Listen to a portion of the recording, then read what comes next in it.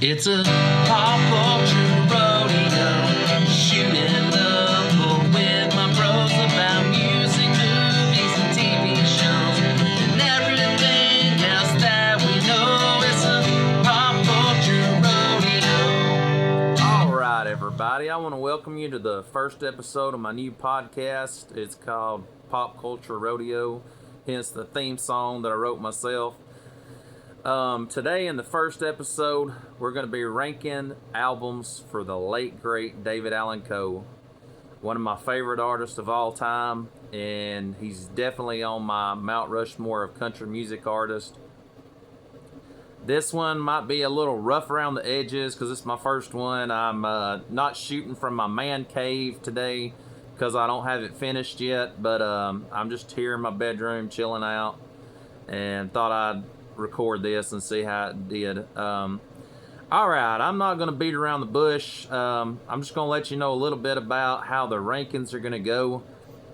I'm not going to have like any of the compilation type albums or greatest hits. I only have one that you might could call a compilation album that most people wouldn't include as an album.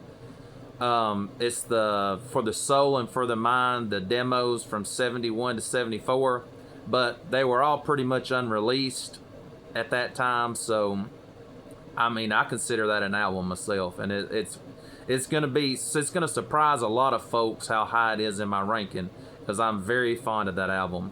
I'm not including the two X-rated albums, not because I'm super offended by them or anything. I like them myself. I have a sense of humor. I'm sorry if you don't. That's fine if you don't. I mean, they were meant to be jokes and parodies and everything, and you know, I take it as that. So, but ranking them in with the other albums would be almost like apples to oranges. So I'm just not including them. So I've got 32 albums on the list, and with that many, I'm not going to start at the bottom and work my way up. I'm not going to keep everybody waiting. I'm just going to get down to business. I'm going to start with number one. For the actual albums that I have on vinyl, I'm going to show them to you.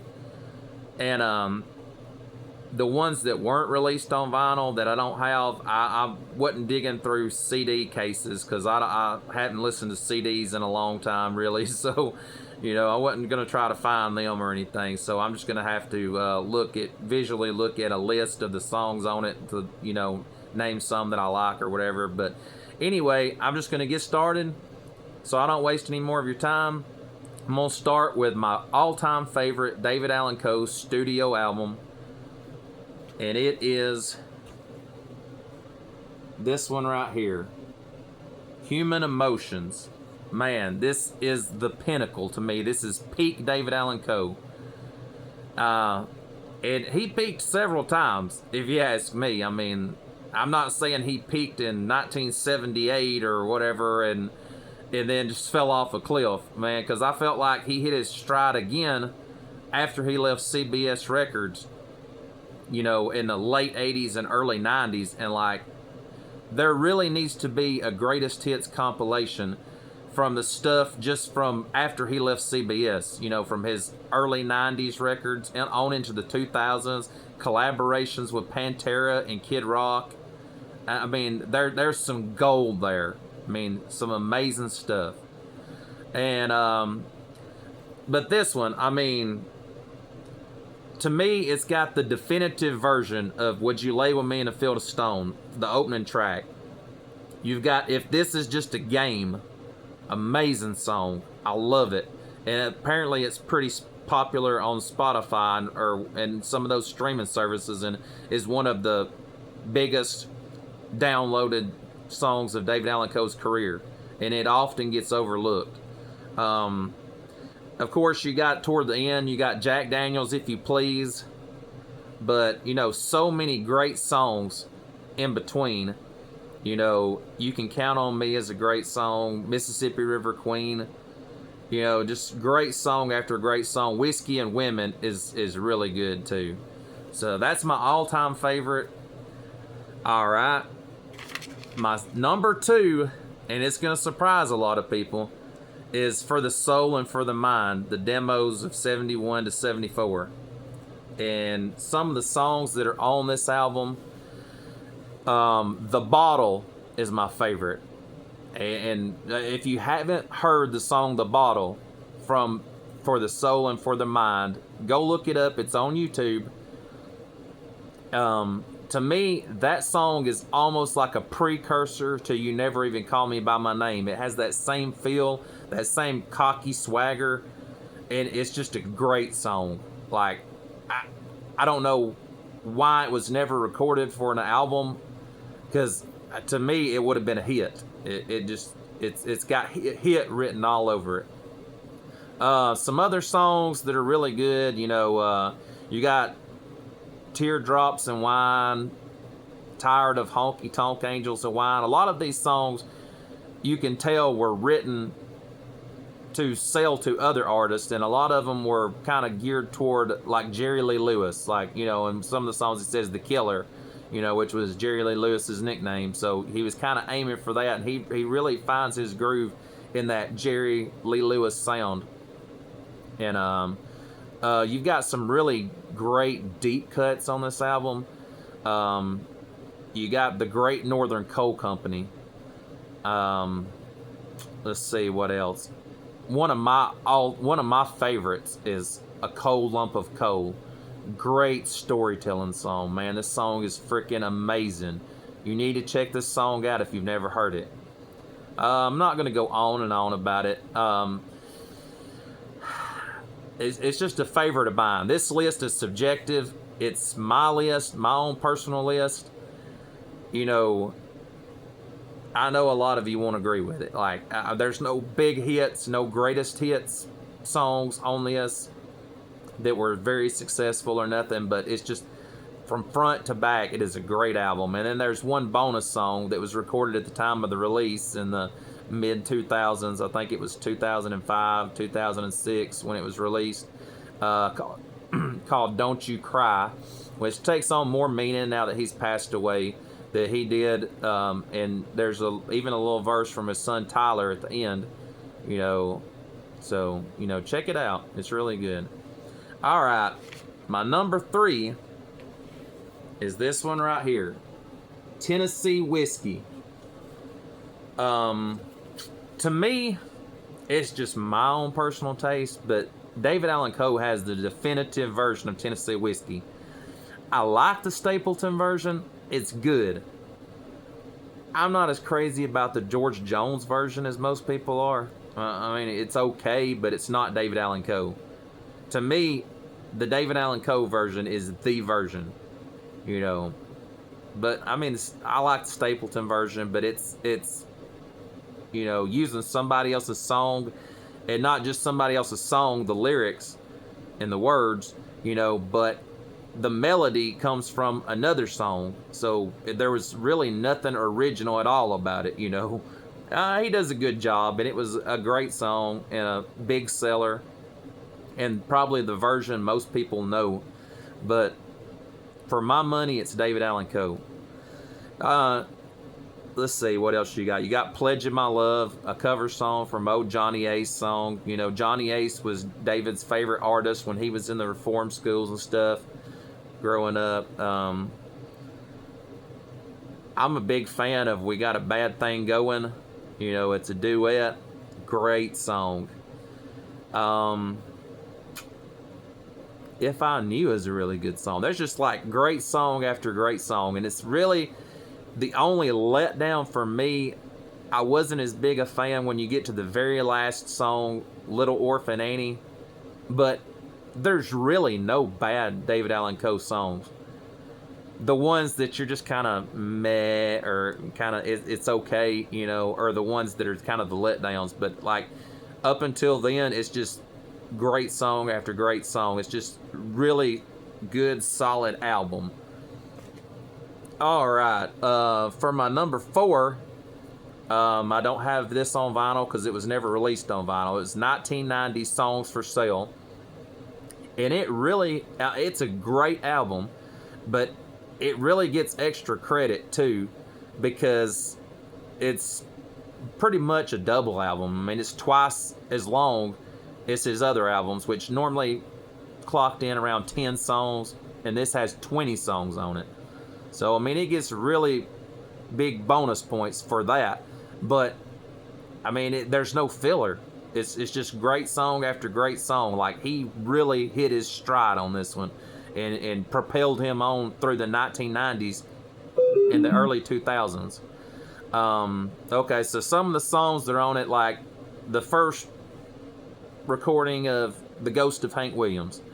Now, I prefer the version that's on the CD Ghost of Hank Williams, where he does a lot of Hank Williams covers, and this song's also on there. I prefer that version, but there's nothing wrong with this version that leads off this album. It's a very good song. Great one, you know. Let's see what else we have. It's Too Late Now is a really great song. Drinking Her Off My Mind, that's like, to me, that shouts radio hit. It should have been a radio hit. You know, there's one that's kind of got a little, I don't know what you call it, kind of almost disco flavor to it or something. You Got a Hold of My Heart, but I really like it. It's really catchy and really something like you would hear on the radio. Let's see. I know I missed one somewhere that was really good. Oh, I'm Not Ready for That Now is possibly the best song on the album. Check it out if you haven't heard it. It is so good. Let's see. I can't name all the great songs, but like, there's some really great stuff on here. Alright, let's see. My next album is the one that probably put him on the map. Once Upon a Rhyme. I bought this in a record store somewhere. It's a little worse from where I was just started collecting, so, you know, I was just looking to get whatever David Allan Coe albums I could get my hands on, and, you know, didn't mind about the condition as much as long as the record was good on the inside. But, you know, this is the one that kind of put him on the map. Of course, it's got the big hit, You Never Even Call Me By My Name. That closes out the record. But you've also got the first recorded version from David of Would You Lay With Me in a Field of Stone, which I wasn't fond of at first because the only one I'd heard of was the one that was on the 17 Greatest Hits CD. And that's the one from Human Emotions, and it is so good. But now, this one has grown on me. It's still a really good version, and that's probably the long-time David Allan Coe fans. That's probably, a lot of them like it better than the Human Emotions version. You got Jody Like a Melody, amazing song. Let's see. Piece of Wood and Steel, deep cut, such a great song. I don't know what to tell you. Just check it out. Piece of Wood and Steel is one of the better songs on here. I ain't much more I can say about that one. You know, that was one of his first big albums. You know, kind of put him on the map. Let's see. For my number 6, no, that was number 6. For number 7, this album gets overlooked in my opinion. Spectrum 7. It is from front to back such a great, solid album. It's not represented very often in the greatest hits type compilations, like 17 Greatest Hits. You know, for the record, you know, you're not going to find a song from this album, but this album is so good, just from front to back. You know, you can put it on and listen to the whole thing all the way through. The first 2 songs, Rolling with the Punches and On My Feet Again, are so good. And then you get the best song on the album, Fall in Love with You. If any song from this collection were to be on a greatest hits compilation, it would be that one. That's the best song on the album. It's so good. It's as good as any of his other hits. So check it out, you know. You know, it's just a great album. It's got that whole island beach feel. That was, you know, when him and Jimmy Buffett was into it, and Jimmy Buffett was trying to say he was copying of stuff. I mean, I like Jimmy Buffett, okay, but I mean, sorry, you ain't no David Allan Coe. I mean, David Allan Coe does what you do better than what you did. Sorry, guy. Jimmy Buffett don't live in Key West anymore. I mean, that's all I got to tell you. All right, let's see. The next one, number 8, The Mysterious Rhinestone Cowboy.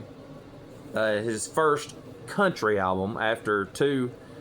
Well, the first one, Penitentiary Blues, was, you know, a real bluesy album. And then I really don't know how you would even go about classifying Requiem for a Harlequin. His second one, it's like a spoken word over music. Very innovative and very ahead of its time. But then he really went country. And this is where he really leans into the country, is on The Mysterious Rhinestone Cowboy. This one is so good and so solid. It starts off with a sad country song.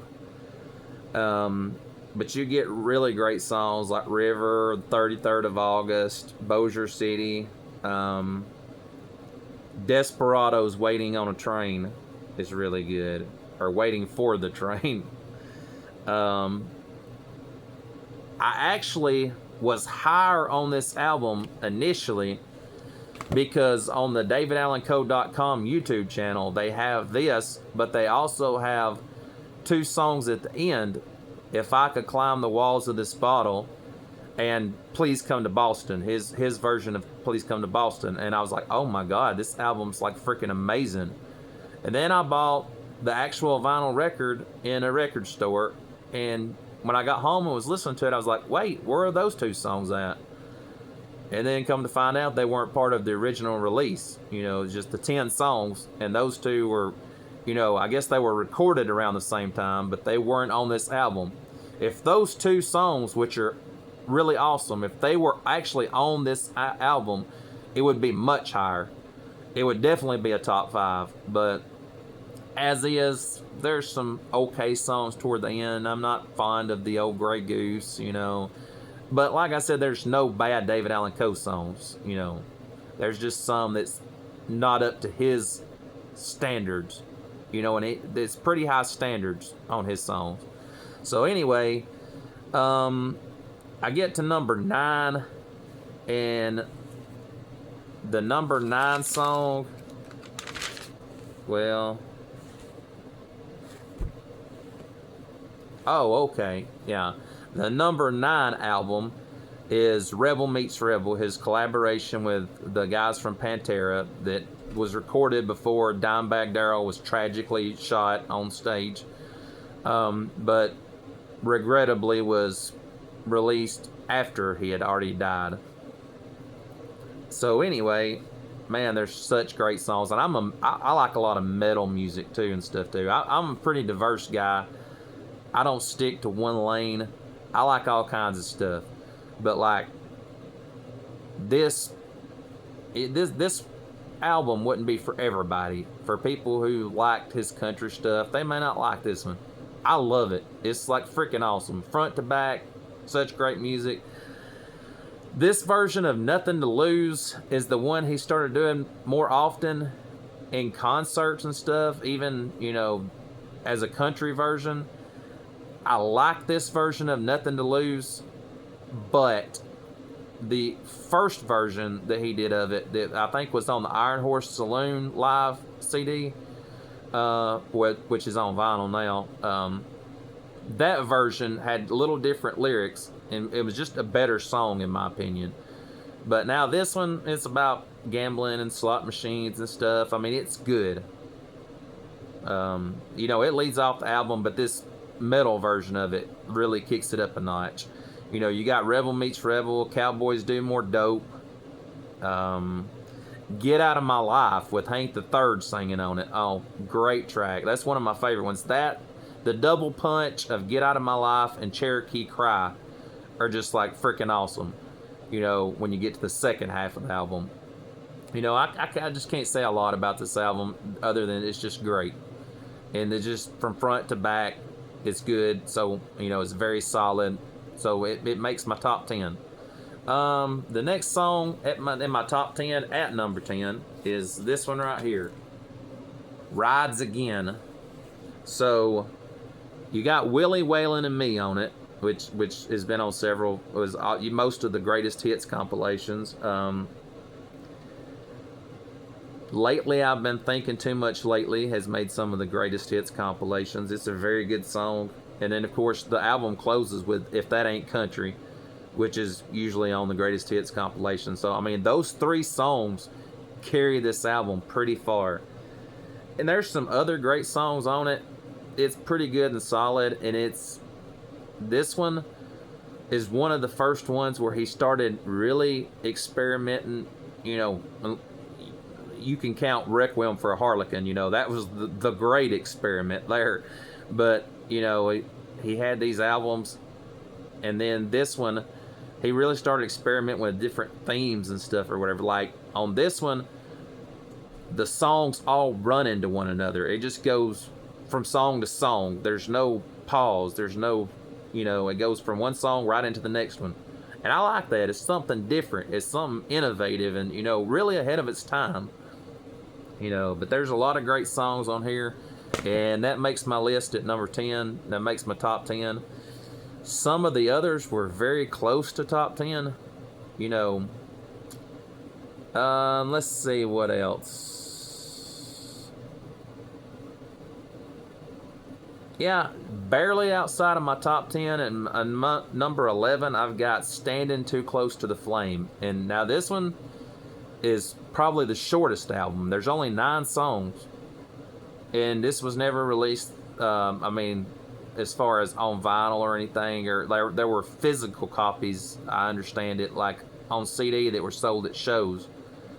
I never owned it on CD, but you can find it online on davidallancoe.com YouTube channel. Anyways, just all 9 songs are really great. It's just really solid. There's no big hits. You got Desperate Man that was on the first live collection, the If That Ain't Country Live. You got the first song, Lead Me Not Into Temptation, is really good. Self-Inflicted Wound, A Place Like This. But I'm Not Begging You to Stay is like probably the best song on the album. That would be the hit of the album that I would pick. Just a lot of great songs. It closes out with probably the weakest song on the album, or one of the weakest, is Did You Know Elvis? But I love that song. It's a really great song. Let's see. Number 12 is A Matter of Life and Death. This was his last album that came out on Columbia Records or CBS Records.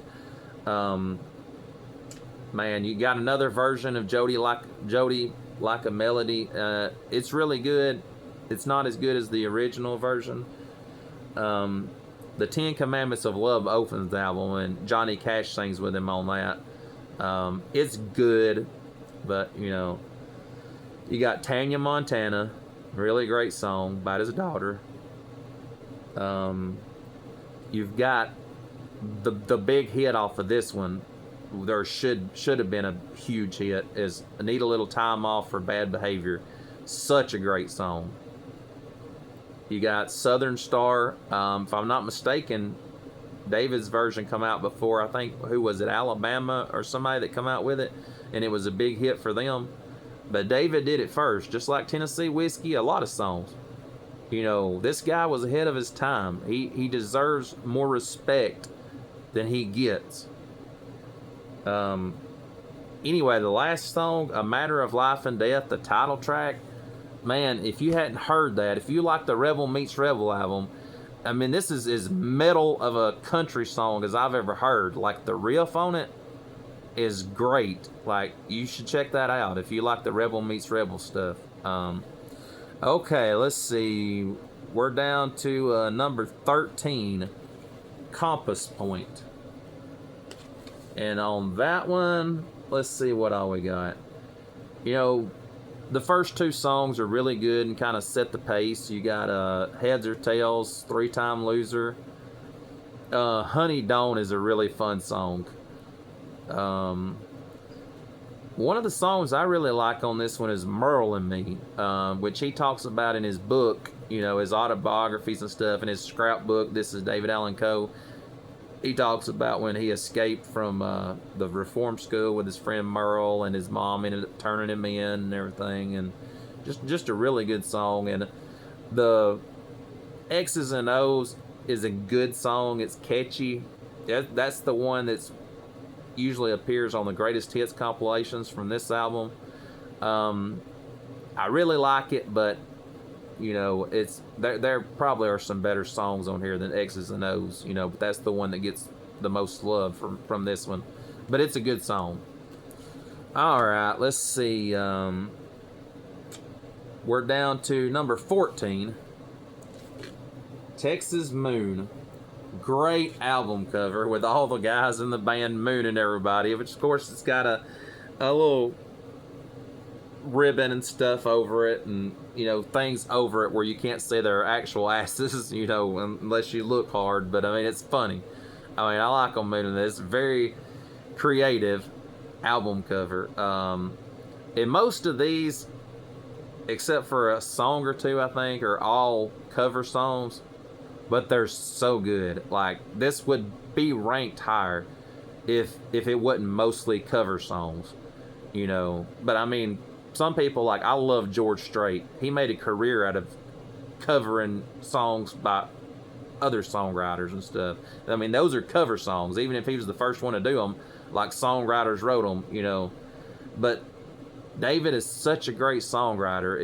It's a little disappointing that there aren't more of his songs on here, and the ones that do appear are just kind of okay. But now, his version of These Days, to me, I'd never heard any other version first, so maybe I'm just a little bit biased, but his version of These Days, to me, is the definitive version. It's the best version of that song. A lot of people that knew the other songs first, like the Allman Brothers or whoever, I guess Jackson Browne wrote it and had a version maybe, they like those better. Probably the most popular is the Allman Brothers version, but, for me, this is the definitive version of this song. A Satisfied Mind is good. Why Me? Chris Christopherson, that's really good. But there's just a lot of great songs on this. It just comes in a little lower because there weren't a lot of original David Allan Coe songs on it. All right, let's see. Next, I got one that's probably a little low for most people because a lot of the rankings you see, it's number one in a lot of them. It's Long Haired Redneck. Of course, you got the title track, which is a great song, which is, the one that appears on all the greatest hits compilations and stuff.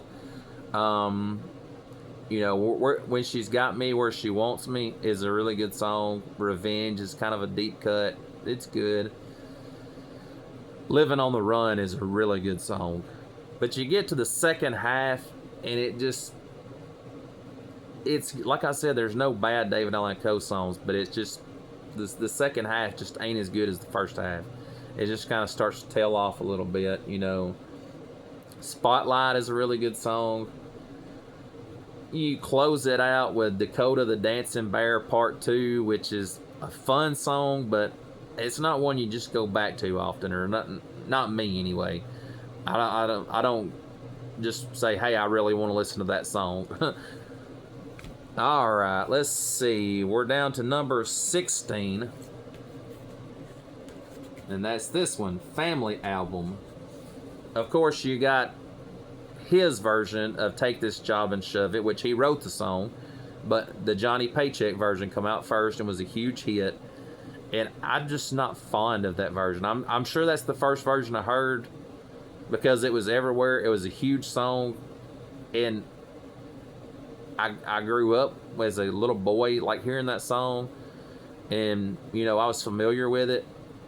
I didn't really pay much attention to it, like the style and stuff. I just knew Take This Job and Shove It, like I like that and stuff. And then, of course, listening to his version, David's version, like, it's just so much better and so much more put together. Like, it just makes me just not even like the Johnny Paycheck version. You know, it's just all around better when David does it. And he wrote the song, you know, so I think it's the definitive version myself. But, you know, the other one was the popular one, and, you know, it's going to get all the credit. And so be it, you know, but it's just my opinion. This is the best version of that song. Other than that, you've got a lot of good songs, like Family Album is a good song. $1 Million Memories, you can tell he kind of leans into the Jerry Lee Lewis on that one. Divers Do It Deeper is a really good song. Really great, witty, tongue-in-cheek song, you know. And that's kind of one of the first ones where he leaned into the whole Caribbean sound or whatever, the Jimmy Buffett type sound. But, you know, just a good, solid album. It's not quite, you know, which is why it's found its way halfway down the list. It's not quite as solid as some of the ones before it. But, you know, you've got a couple of really great songs on there, you know, that just kind of elevated a little bit.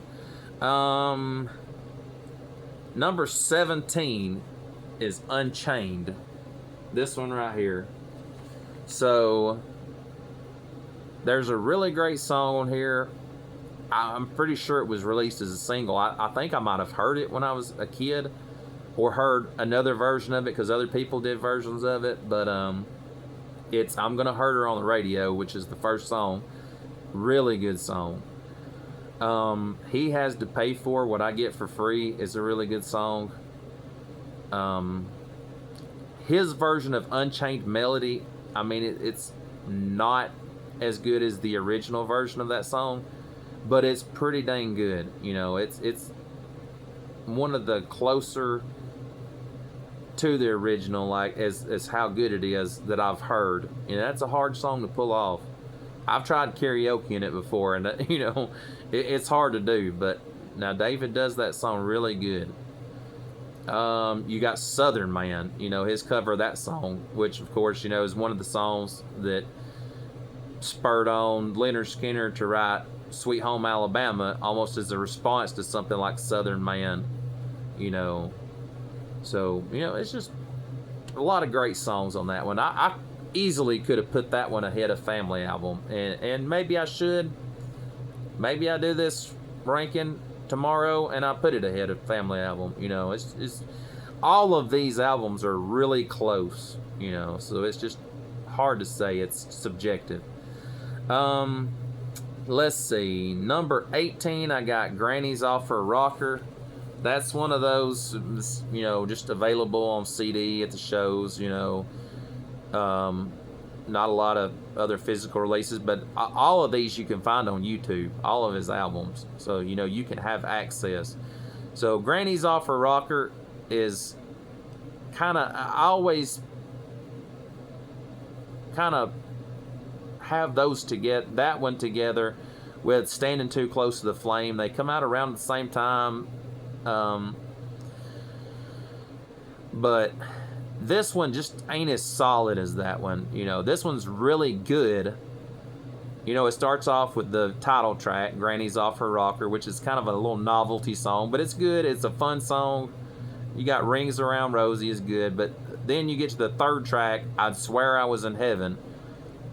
And that's more like the classic David Allan Coe. That would be kind of a hit song or whatever, or one of the ones I would pull from this collection if I were making a compilation. You got Drink Canada Dry, which was here first before it became a song on Recommended for Airplay, which I like that version better. It's just a little more well produced and stuff, but you can't go wrong with either. It's just a great song. I Can't Get Over You, Getting Over Me is really good. You know, that's all I can say about that. Just a good, solid album. Then you got this one, I've Got Something to Say, that came out in 1980.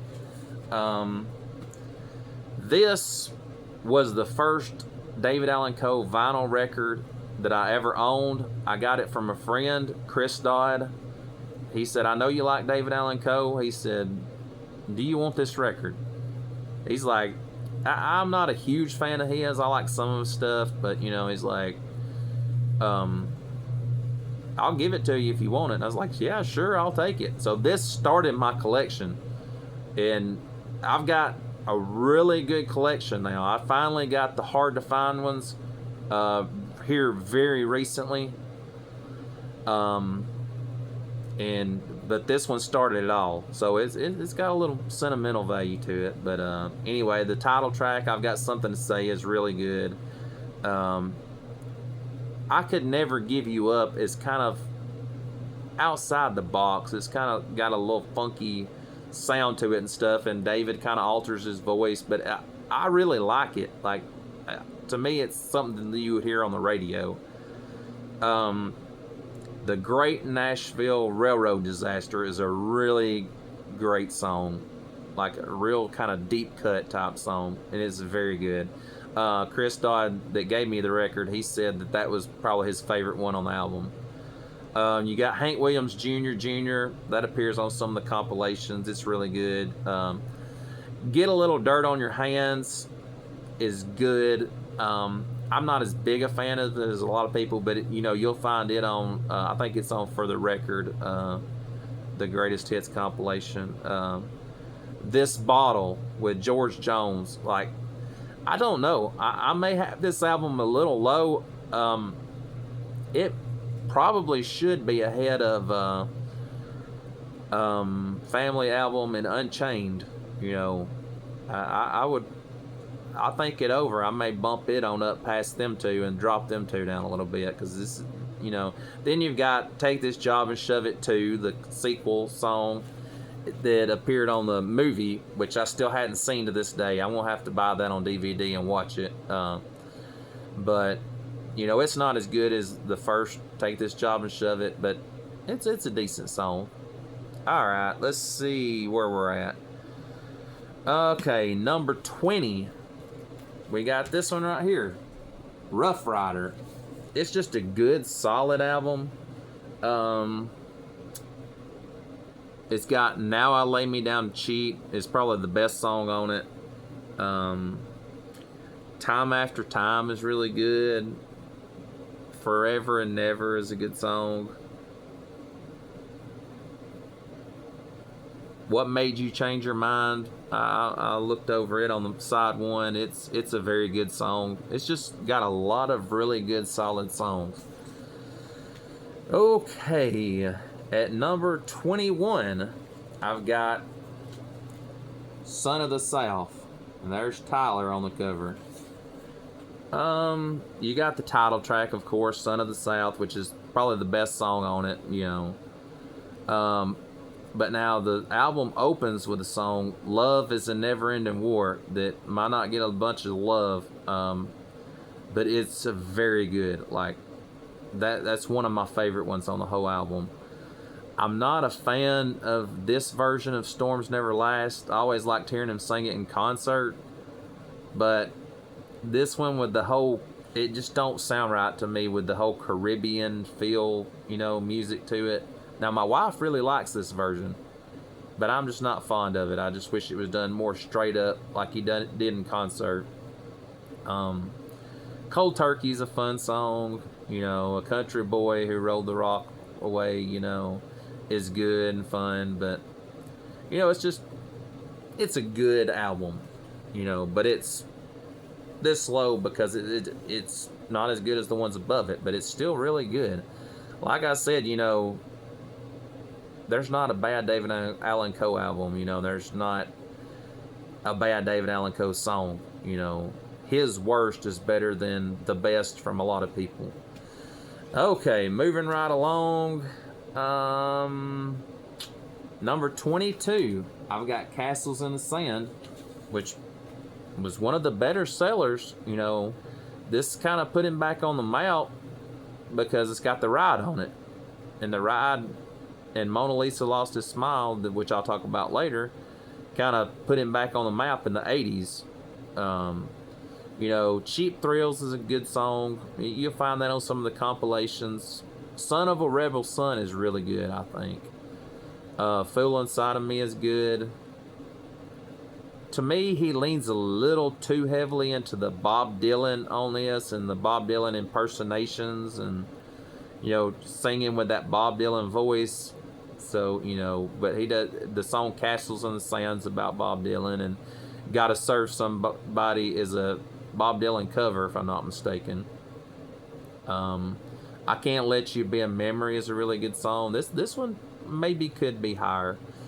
My opinions change from day to day. I've went over this and did my homework, and I've listened to these albums, so, but they're all very close. So, I mean, it's just hard to say. It's subjective. My next one on the list, number 23, is DAC, and I've got that held the wrong way. There we go. Let's see. The best songs on this one, in my opinion, is I Gave Up on Trying to Get Over You is a really good one.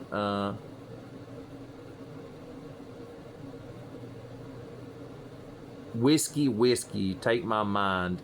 The very last song on the album is like the song. It's like if you were to pull any song off of this to represent this album in a compilation, like kind of an anthology or greatest hits, a box set or something, like Whiskey, Take My Mind would be the song you pick. It's the best one on this one. But there's some really good songs on this.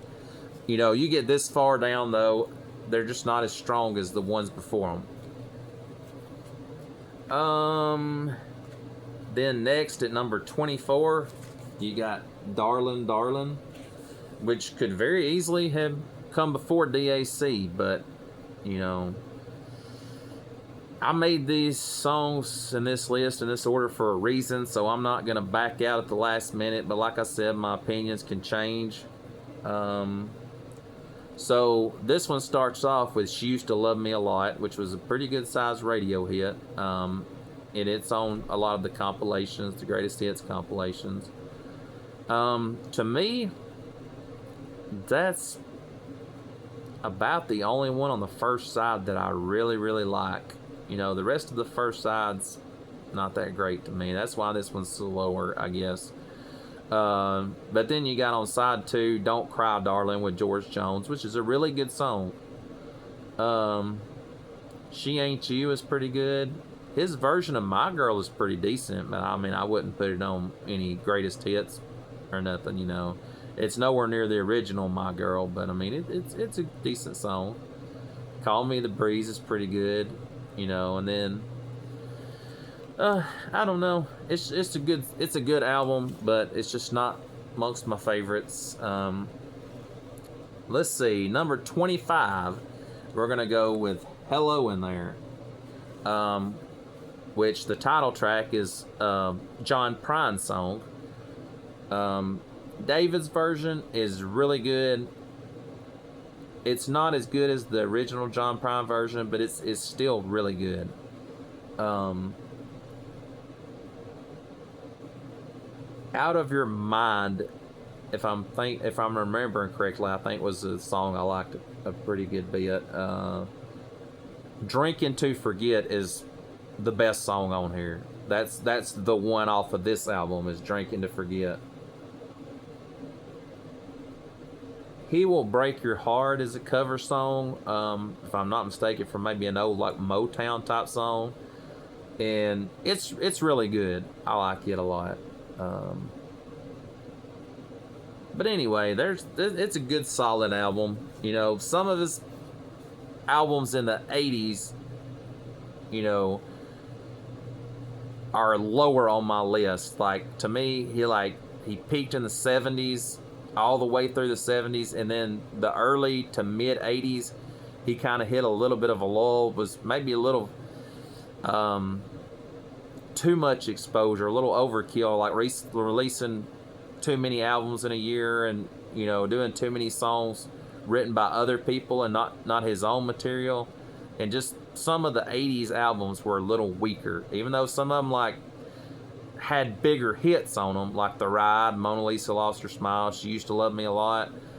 The albums overall to me were just weaker. And then you get to the end of it, you get to Son of the South, a Matter of Life and Death, you know, and they just get stronger. And then when he went independent in the 90s and onward, like, to me, those albums were a lot better than the 80s albums. So I get to number 26 out of 32 on my list, and I got Invictus Means Unconquered. And it's, the sound of it is good. Like, he's in peak form on the sound, but just to me, the songs ain't that strong on this one. Let's see. Ain't It Funny The Way Love Can Do Ya is probably my favorite song on the album. It's really good. The only one that usually appears on compilation albums is his version of Stand By Your Man, which it's okay, but, you know, it's not the original, and he kind of changes it up a little bit, the perspective and stuff. And, you know, If You Ever Think of Me at All is a good song, but, you know, it's solid, but just not very spectacular, you know, not got a lot of great songs on it. Coming in at number 27, I got Just Divorced. This one right here, the copy I've got has the price sticker on it, and it was $7.96 when it came out. Wow, how times have changed when you could buy an album for $7.96. The big hit on this one was Mona Lisa Lost Her Smile. I really love it. It's a good song. But this one is just a little too depressing, you know. But now, it does have some songs, you know. Just Divorced is kind of a funny little witty song. Bluegrass Morning kind of peps things up a little bit. So it's got songs on it that kind of keep it from just being a big pity party like my least favorite David Allan Coe album, which I'll tell you about when I get to the end. But, you know, this one just a little too depressing for me. Alright. Now, my next one is my prized possession out of the albums, Requiem for a Harlequin. Which I just recently got, and it has the beginning on side 1 and the end on side 2. Very innovative. I really love this album, believe it or not, for it to be this low. I mean, I've got it at number 28 out of 32. It's just, there's no individual tracks. It's like just one whole side and one whole side, like, you know, the beginning and the end, and like each side is around 15-16 minutes long. And, you know, all together, it's just, I really want to rank it higher, but it's not one I go back to often, you know, because it's not like a 3 to 5 minute song that you can put on. It's like, you know, if you listen to it, unless you find on YouTube where it's broken up some of the sections, because it's almost like a rock opera or something. It's like, think Bohemian Rhapsody, or the Green Day song, Jesus of Suburbia, where it has all these like 5 or 6 songs together in different styles, and it's all one song, and it's just different acts or whatever. Well, that's how this is, except you got more like 10 songs woven together on each side in different little acts or whatever, different little styles and stuff. But it's very good, very innovative, but it's not got like songs you can go back to, you know. It's just the way it's set up. I really want to put it higher because of how innovative and ahead of its time it is, and I really love it. Actually, I would probably go back to it before I even go back to an album like Invictus Means Unconquered or Just Divorced or something.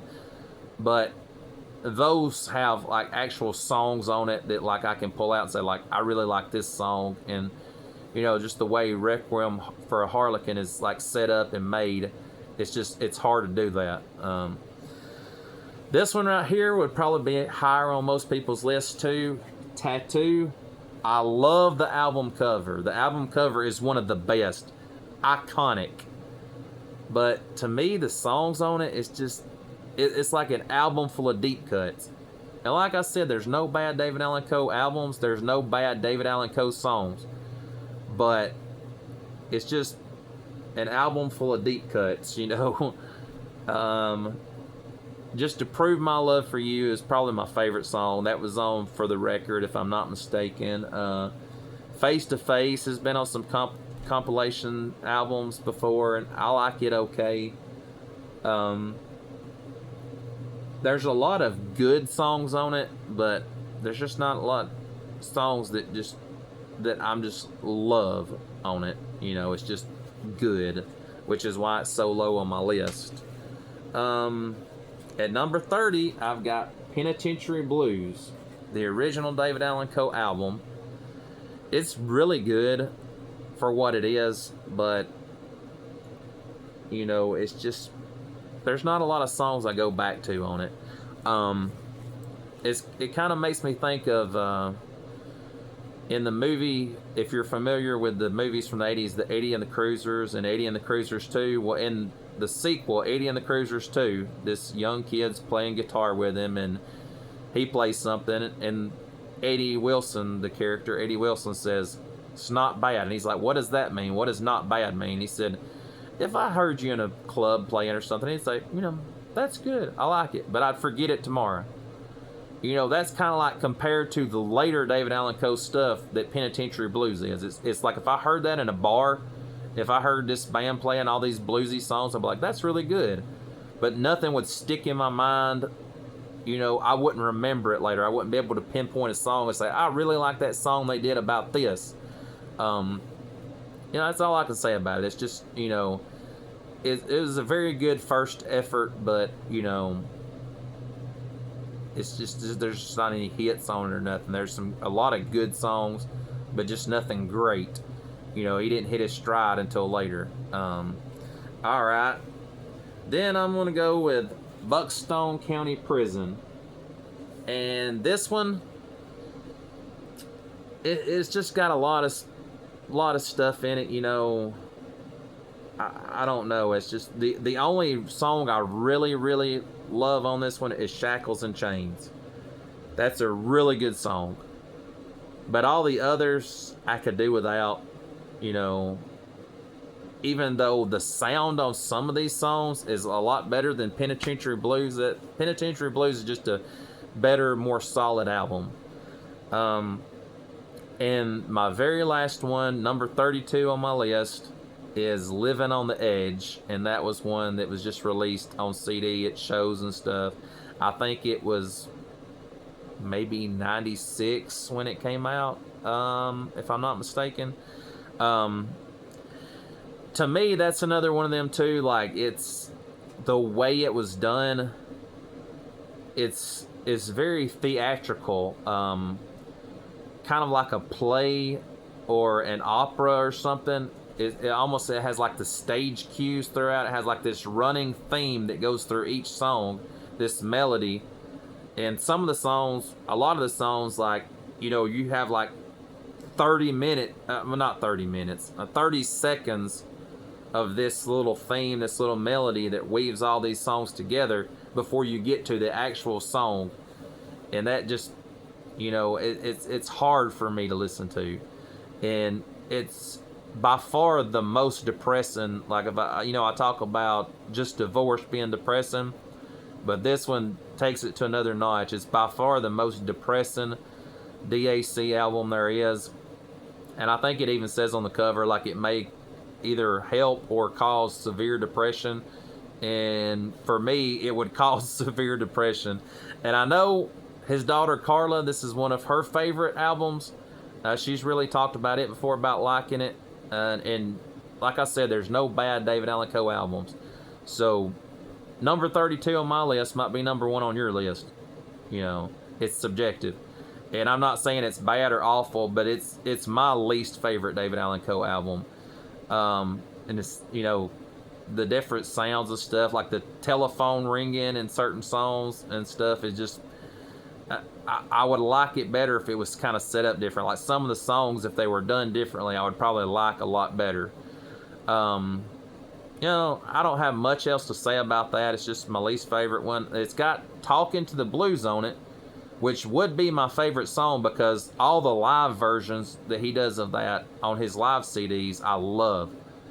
But this version of Talking to the Blues is just, it's not the same.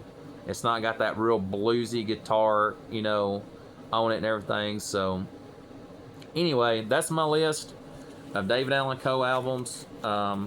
You just can't find a lot of David Allan Coe album rankings on YouTube, so that's one reason I want to do this. And I've been thinking about starting a podcast, so you know, I was like, this is going to be my first episode. I want to keep everything under an hour, and I'm getting pretty close right now. And this is going to be a little rough around the edges because this is my first episode. I don't have my man cave finished yet, so I'm just in here in the bedroom. I'm not reading off a script. I'm just talking and telling you how I feel about things. If I'm looking at notes or something, it's just the album rankings and, you know, the ones that I don't have physically on vinyl. I had to look at the set list, the song list on it, the track list to notify certain songs, you know, that, you know, single them out that I really like. I guess that's about all. I hope you enjoy this, and maybe we can do another one if there's enough demand, and just make it a regular full-time thing. Thank you all for listening. Bye.